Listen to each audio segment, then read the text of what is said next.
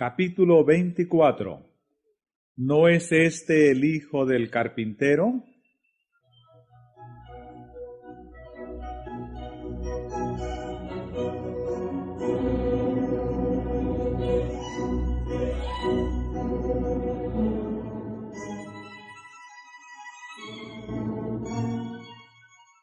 Una sombra cruzó los agradables días del ministerio de Cristo en Galilea.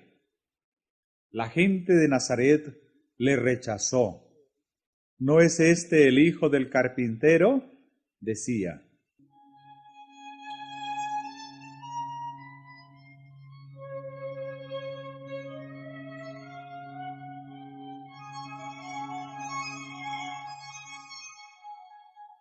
Durante su niñez y juventud, Jesús había adorado entre sus hermanos en la sinagoga de Nazaret.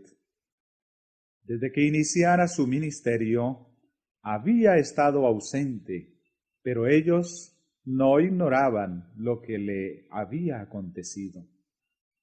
Cuando volvió a aparecer entre ellos, su interés y expectativa se avivaron en sumo grado.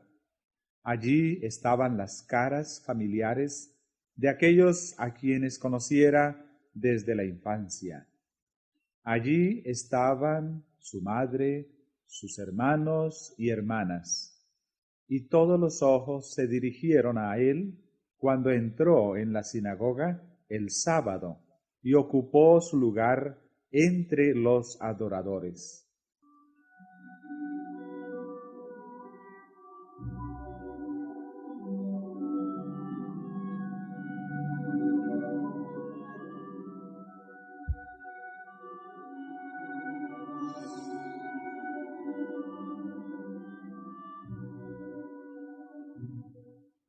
En el culto regular del día, el anciano leyó de los profetas y exhortó a la gente a esperar todavía al que había de venir, al que iba a introducir un reino glorioso y desterrar toda la opresión. Repasando la evidencia de que la venida del Mesías estaba cerca, procuró alentar a sus oyentes. Describió la gloria de su advenimiento, recalcando la idea de que aparecería a la cabeza de ejércitos para librar a Israel.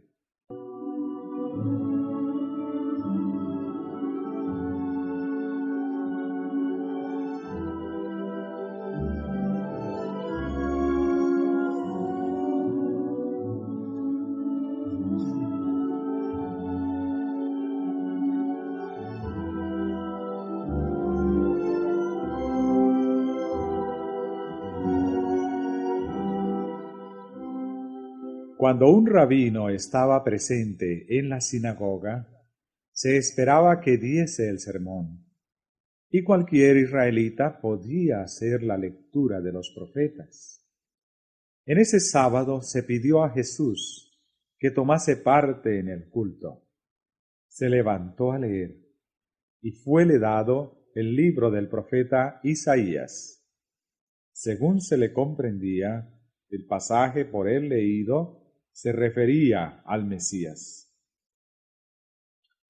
El Espíritu del Señor es sobre mí, por cuanto me ha ungido para dar buenas nuevas a los pobres.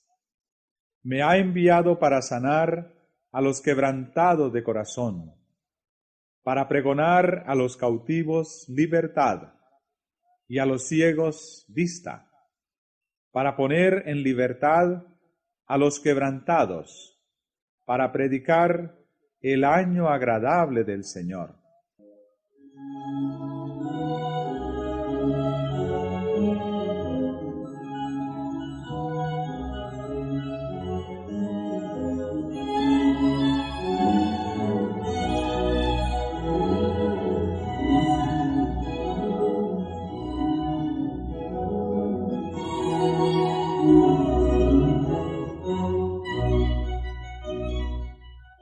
Y rollando el libro, lo dio al ministro, y los ojos de todos en la sinagoga estaban fijos en él, y todos le daban testimonio, y estaban maravillados de las palabras de gracia que salían de su boca.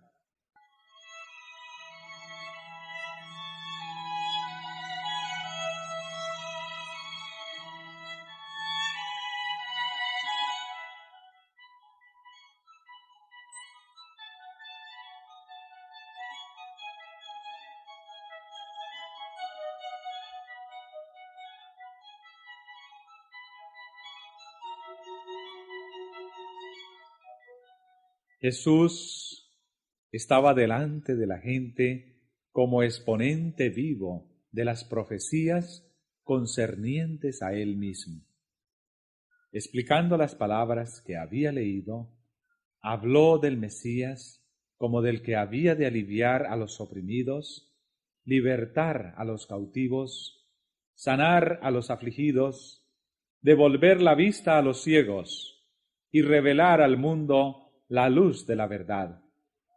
Su actitud impresionante y el maravilloso significado de sus palabras conmovieron a los oyentes con un poder que nunca antes habían sentido. El flujo de la influencia divina quebrantó toda barrera. Como Moisés, contemplaban al invisible, mientras sus corazones estaban movidos por el Espíritu Santo, respondieron con fervientes amenes y alabaron al Señor.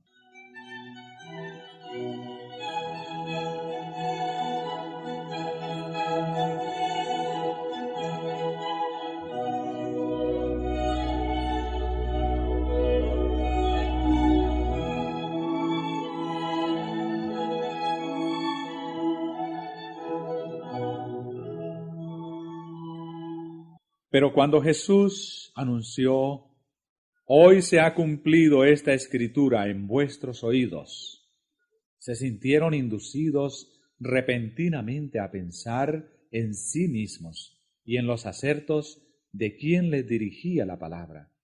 Ellos, israelitas, hijos de Abraham, habían sido representados como estando en servidumbre. Se les hablaba como a presos, que debían ser libertados del poder del mal, como si habitasen en tinieblas, necesitados de la luz de la verdad. Su orgullo se ofendió, y sus recelos se despertaron. Las palabras de Jesús indicaban que la obra que iba a hacer en su favor era completamente diferente de lo que ellos deseaban. Tal vez iba a investigar sus acciones con demasiado detenimiento. A pesar de su meticulosidad en las ceremonias externas, rehuían la inspección de aquellos ojos claros y escrutadores.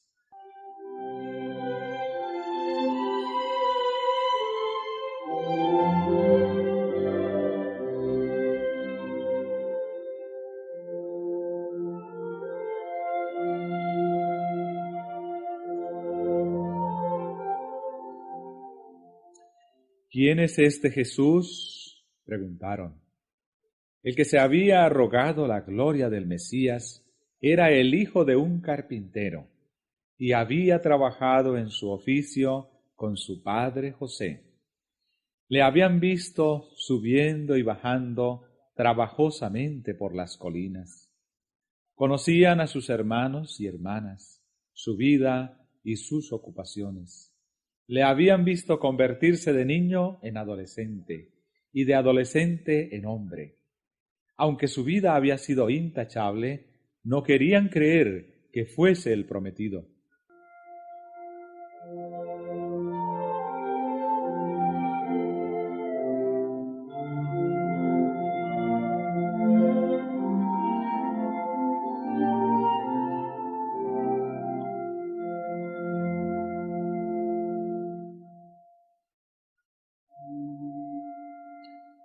¡Qué contraste entre su enseñanza acerca del nuevo reino y lo que habían oído decir a su anciano rabino! Nada había dicho Jesús acerca de librarlos de los romanos. Habían oído hablar de sus milagros y esperaban que su poder se ejerciese en beneficio de ellos, pero no habían visto indicación de semejante propósito.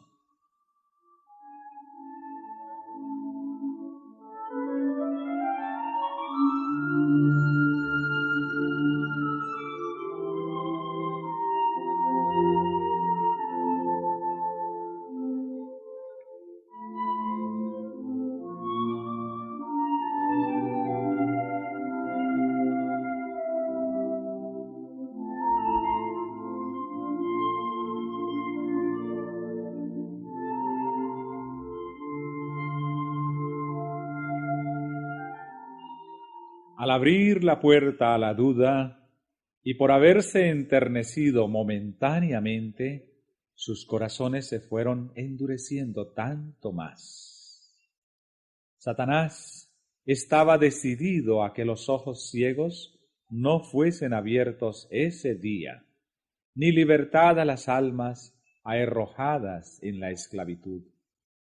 Con intensa energía obró para aferrarlas en su incredulidad.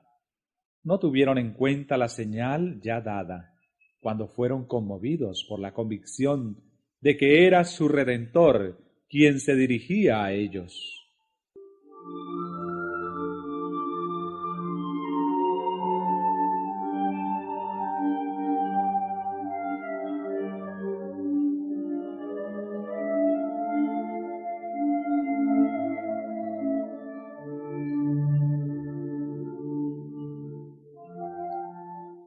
Pero Jesús les dio entonces una evidencia de su divinidad, revelando sus pensamientos secretos. Les dijo: sin duda me diréis este refrán: médico, cúrate a ti mismo. De tantas cosas que hemos oído haber sido hechas en Capernaum, haz también aquí en tu tierra. Y dijo: de cierto os digo, que ningún profeta es acepto en su tierra. Mas en verdad os digo, que muchas viudas habían en Israel en los días de Elías, cuando el cielo fue cerrado por 3 años y 6 meses, que hubo una grande hambre en toda la tierra. Pero a ninguna de ellas fue enviado Elías, sino a Sarepta de Sidón, a una mujer viuda. Y muchos leprosos habían en Israel en tiempos del profeta Eliseo, mas ninguno de ellos fue limpio, sino Naamán, el sirio.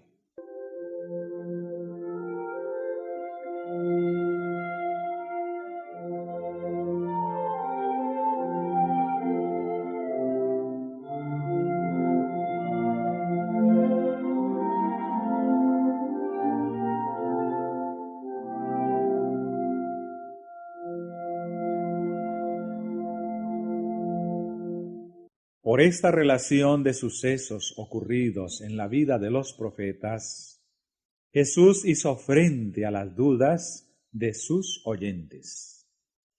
A los siervos a quienes Dios había escogido para una obra especial, no se les permitió trabajar por la gente de corazón duro e incrédula. Pero los que tenían corazón para sentir y fe para creer, se vieron especialmente favorecidos por las evidencias de su poder mediante los profetas. En los días de Elías, Israel se había apartado de Dios. Se aferraba a sus pecados y rechazaba las amonestaciones del Espíritu, enviadas por medio de los mensajeros del Señor. Así, se había apartado del conducto por medio del cual podía recibir la bendición de Dios. El Señor pasó por alto las casas de Israel y halló refugio para su siervo en una tierra pagana, en la casa de una mujer que no pertenecía al pueblo escogido. Pero ella fue favorecida porque seguía la luz que había recibido, y su corazón estaba abierto para recibir la mayor luz que Dios le enviaba mediante su profeta.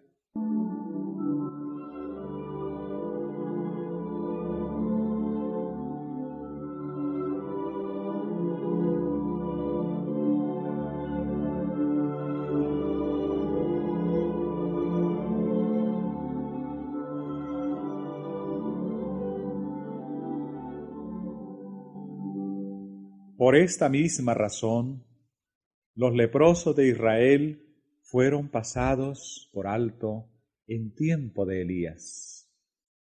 Pero Naamán, noble pagano, que había sido fiel a sus convicciones de lo recto y había sentido su gran necesidad de ayuda, estaba en condición de recibir los dones de la gracia de Dios. No solamente fue limpio de su lepra, sino también fue bendecido con un conocimiento del verdadero Dios.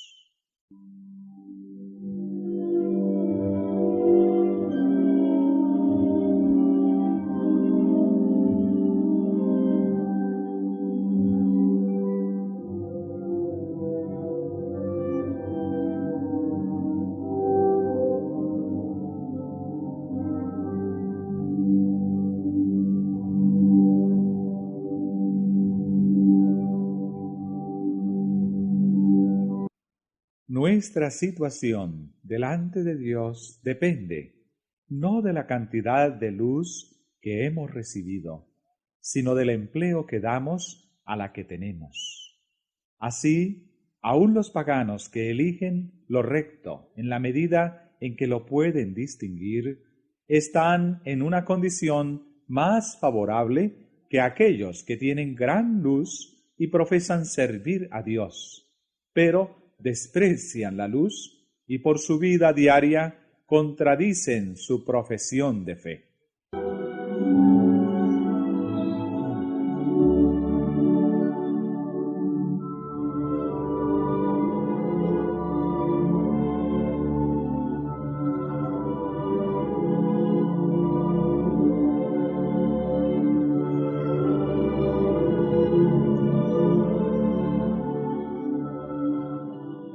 Las palabras de Jesús a sus oyentes en la sinagoga llegaron a la raíz de su justicia propia, haciéndole sentir la amarga verdad de que se habían apartado de Dios y habían perdido su derecho a ser su pueblo.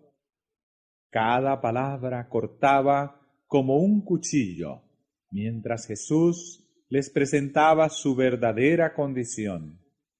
Ahora despreciaban la fe que al principio les inspirara. No querían admitir que aquel que había surgido de la pobreza y la humildad fuese otra cosa que un hombre común.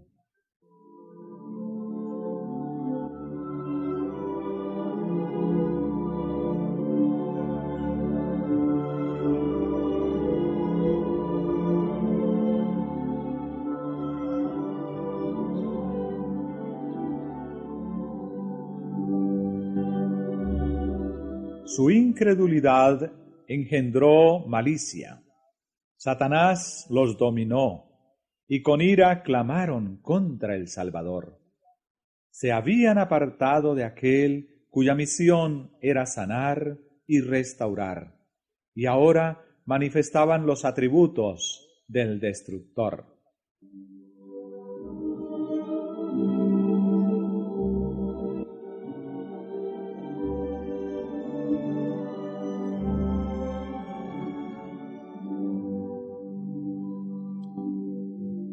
Cuando Jesús se refirió a las bendiciones dadas a los gentiles, el fiero orgullo nacional de sus oyentes despertó, y las palabras de él se ahogaron en un tumulto de voces. Esa gente se había jactado de guardar la ley, pero ahora que veían ofendidos sus prejuicios, estaba lista para cometer homicidio. La asamblea se disolvió y empujando a Jesús, le echó de la sinagoga y de la ciudad. Todos parecían ansiosos de matarle. Le llevaron hasta la orilla de un precipicio con la intención de despeñarle. Gritos y maldiciones llenaban el aire. Algunos le tiraban piedras, cuando repentinamente desapareció de entre ellos. Los mensajeros celestiales que habían estado a su lado en la sinagoga estaban con él en medio de la muchedumbre enfurecida. Le resguardaron de sus enemigos y le condujeron a un lugar seguro.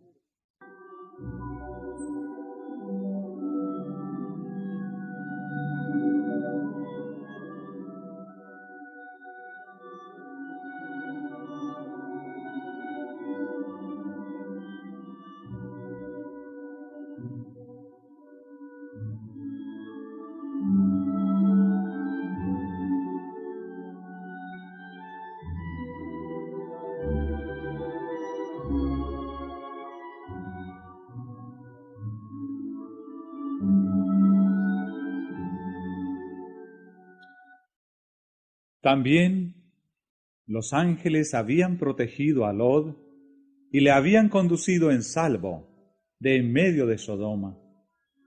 Así protegieron a Eliseo en la pequeña ciudad de la montaña, cuando las colinas circundantes estaban ocupadas por caballos y carros del rey de Siria y por la gran hueste de sus hombres armados. Eliseo contempló las laderas más cercanas cubiertas con los ejércitos de Dios, caballos y carros de fuego en derredor del siervo del Señor.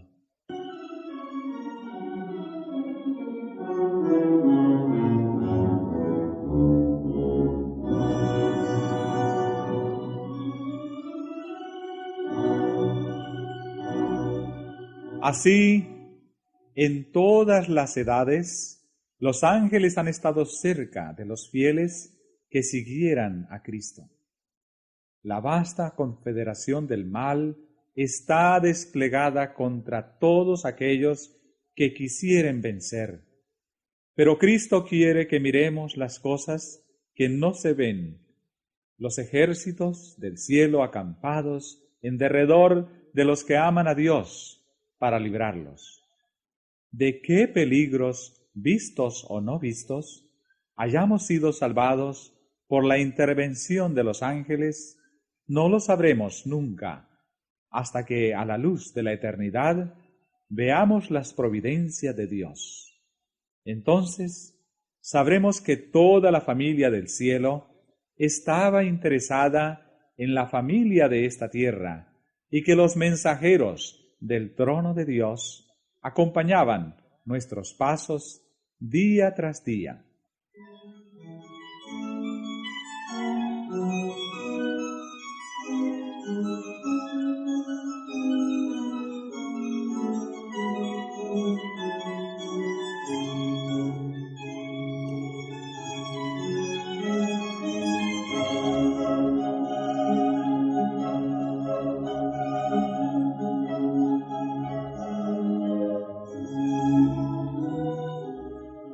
Cuando en la sinagoga Jesús leyó las profecías, se detuvo antes de la especificación final referente a la obra del Mesías. Habiendo leído las palabras, a proclamar año de la buena voluntad de Jehová, omitió la frase, y día de venganza del Dios nuestro. Esta frase era tan cierta como la primera de la profecía. Y con su silencio Jesús no negó la verdad, pero sus oyentes se deleitaban en espaciarse en esa última expresión y deseaban ansiosamente su cumplimiento. Pronunciaban juicios contra los paganos, no discerniendo que su propia culpa era mayor que la de los demás. Ellos mismos estaban en la más profunda necesidad de la misericordia que estaban tan listos para negar a los paganos. Ese día en la sinagoga, cuando Jesús se levantó entre ellos, tuvieron oportunidad de aceptar el llamamiento del cielo. Aquel que es amador de misericordia anhelaba salvarlos de la ruina que sus pecados atraían.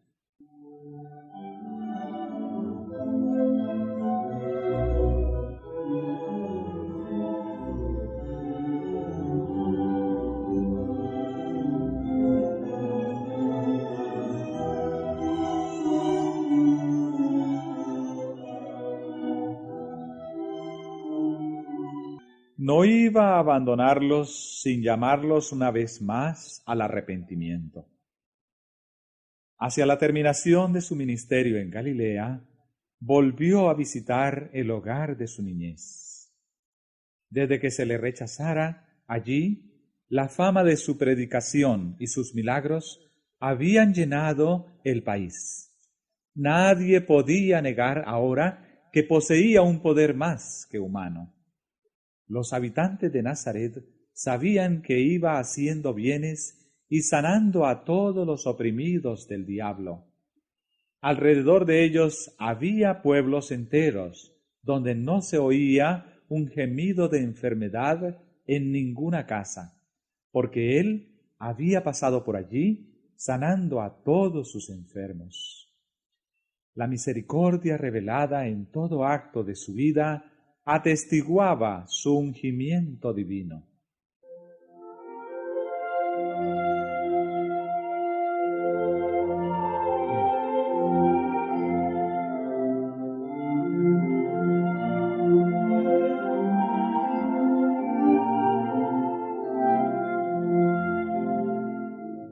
Otra vez, mientras escuchaban sus palabras, los nazarenos fueron movidos por el Espíritu Divino. Pero tampoco entonces quisieron admitir que ese hombre que se había criado entre ellos era mayor que ellos o diferente. Todavía sentían el amargo recuerdo de que mientras aseveraba ser el prometido, les había negado su lugar con Israel, porque les había demostrado que eran menos dignos del favor de Dios que una mujer y un hombre paganos. Por ello, aunque se preguntaban, ¿de dónde tiene esta sabiduría y estas maravillas? No le quisieron recibir como el Cristo divino.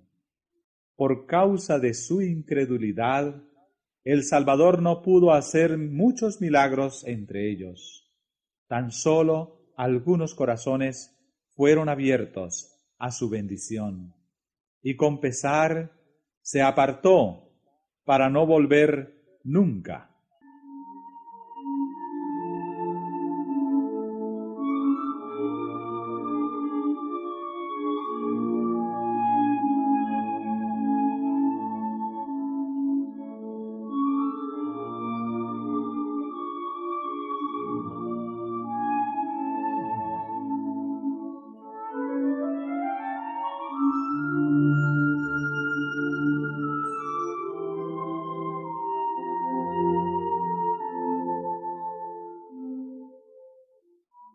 La incredulidad, una vez albergada, continuó dominando a los hombres de Nazaret. Así dominó al Sanedrín y la nación. Para los sacerdotes y la gente, el primer rechazamiento de la demostración del Espíritu Santo fue el principio del fin. A fin de demostrar que su primera resistencia era correcta, continuaron desde entonces cavilando en las palabras de Cristo. Su rechazamiento del Espíritu culminó en la cruz del Calvario, en la destrucción de su ciudad, en la dispersión de la nación a los vientos del cielo.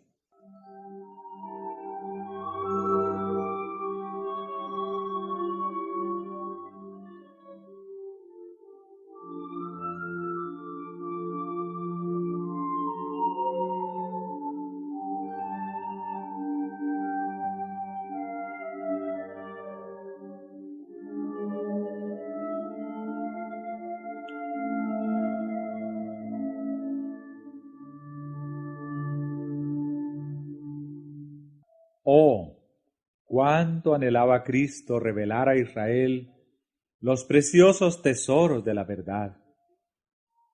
Pero tal era su ceguera espiritual que fue imposible revelarle las verdades relativas a su reino. Se aferraron a su credo, a sus ceremonias inútiles, cuando la verdad del cielo aguardaba su aceptación. Gastaban su dinero en tamo y hojarasca, cuando el pan de vida estaba a su alcance. ¿Por qué no fueron las palabras de Dios para buscar diligentemente y ver si estaban en error? Las escrituras del Antiguo Testamento presentaban claramente todo detalle del ministerio de Cristo, y repetidas veces citaba él de los profetas y decía: hoy se ha cumplido esta escritura en vuestros oídos. Si ellos hubiesen escudriñado honradamente las escrituras, sometiendo sus teorías a la prueba de la palabra de Dios, Jesús no habría necesitado llorar por su impenitencia. No habría necesitado declarar: he aquí vuestra casa os es dejada desierta. Podrían haber conocido las evidencias de su carácter de Mesías, y la calamidad que arruinó su orgullosa ciudad podría haber sido evitada. Pero las miras de los judíos se habían estrechado por su fanatismo irracional. Las lecciones de Cristo revelaban sus deficiencias de carácter y exigían arrepentimiento. Si ellos aceptaban estas enseñanzas, debían cambiar sus prácticas y abandonar las esperanzas que habían acariciado. A fin de ser honrados por el cielo, debían sacrificar la honra de los hombres. Si obedecían a las palabras de este nuevo rabino, debían ir contra las opiniones de los grandes pensadores y maestros de aquel tiempo.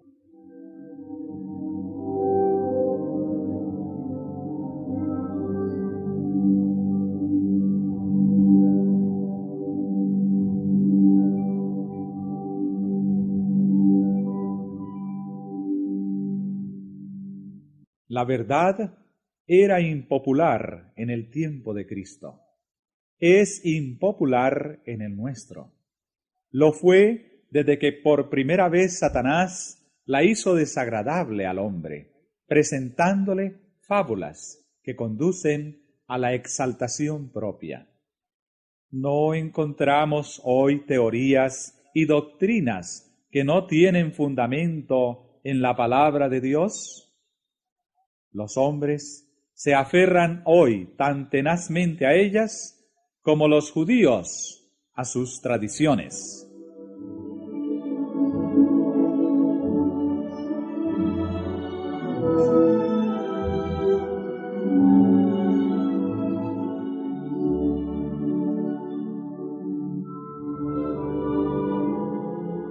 Los dirigentes judíos estaban llenos de orgullo espiritual. Su deseo de glorificar al yo se manifestaba aún en el ritual del santuario. Amaban los lugares destacados en la sinagoga y los saludos en las plazas. Les halagaba el sonido de los títulos en labios de los hombres. A medida que la verdadera piedad declinaba entre ellos, se volvían más celosos de sus tradiciones y ceremonias.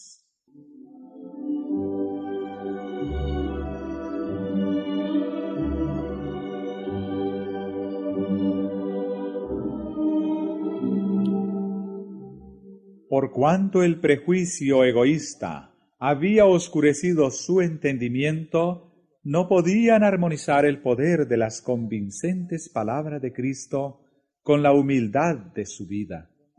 No apreciaban el hecho de que la verdadera grandeza no necesita ostentación externa. La pobreza de ese hombre parecía completamente opuesta a su aserto de ser el Mesías. Se preguntaban, si es lo que dice ser, ¿por qué es tan modesto? Si prescindía de la fuerza de las armas, ¿qué llegaría a ser de su nación? ¿Cómo se lograría que el poder y la gloria, tanto tiempo esperados, convirtiesen a las naciones en súbditas de la ciudad de los judíos? ¿No habían enseñado los sacerdotes que Israel debía gobernar sobre toda la tierra? ¿Era posible que los grandes maestros religiosos estuviesen en error? Pero no fue simplemente la ausencia de gloria externa en la vida de Jesús lo que indujo a los judíos a rechazarle. Era la personificación de la pureza y ellos eran impuros. Moraba entre los hombres como ejemplo de integridad inmaculada. Su vida sin culpa hacía fulgurar la luz sobre sus corazones. Su sinceridad revelaba la falta de sinceridad de ellos.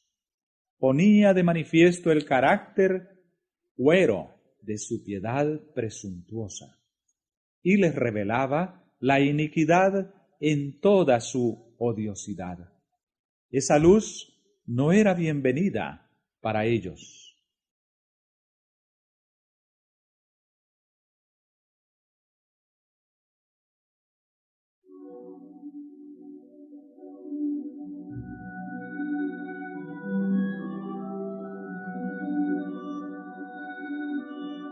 Si Cristo hubiese encauzado la atención general hacia los fariseos y ensalzado su saber y piedad, le habrían recibido con gozo. Pero cuando hablaba del reino de Dios como dispensación de misericordia para toda la humanidad, presentaba una fase de la religión que ellos no querían tolerar. Su propio ejemplo y enseñanza no habían tendido nunca a hacer deseable el servicio de Dios. Cuando veían a Jesús prestar atención a aquellos a quienes ellos odiaban y repelían, se excitaban las peores pasiones de sus orgullosos corazones. Con toda su jactancia de que bajo el león de la tribu de Judá, Israel sería exaltado a la preeminencia sobre todas las naciones, podrían haber soportado la defraudación de sus ambiciosas esperanzas mejor que la reprensión de sus pecados de parte de Cristo y el oprobio que sentían en presencia de su pureza.